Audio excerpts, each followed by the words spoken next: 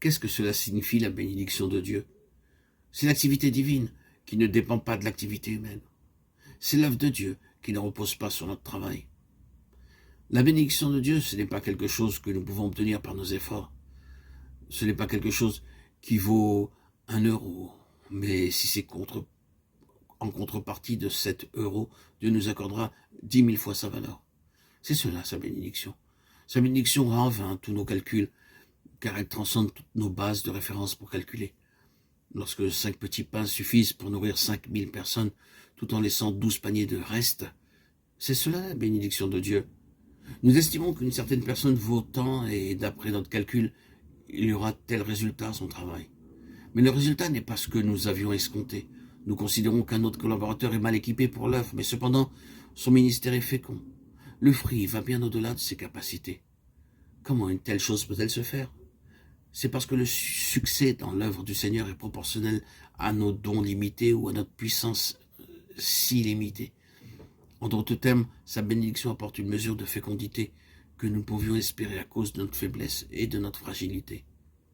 Si nous comptons uniquement sur la bénédiction du Seigneur et non pas sur ce que nous sommes en nous-mêmes, nous verrons que le fruit dans l'œuvre ira bien au-delà de ce que nous pouvons concevoir.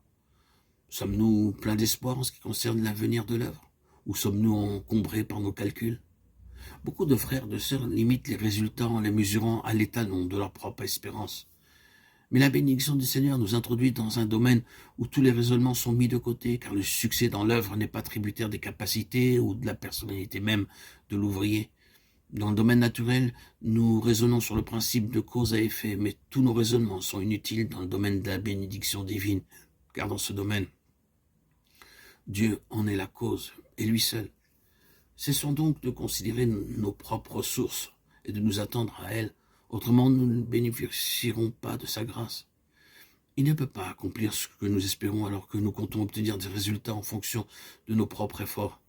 Nous devons donc nous placer dans la sphère de sa bénédiction et lui dire: Seigneur, pour ton nom, pour ton Église, pour que tu puisses t'ouvrir un large chemin, nous nous confions en toi, car tu nous béniras au-delà de toute attente.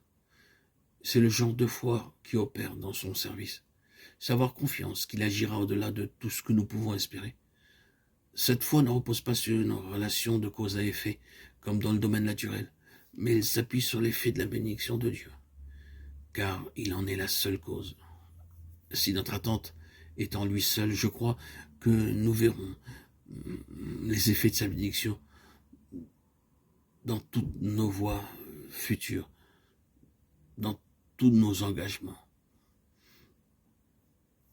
dans toutes nos entreprises.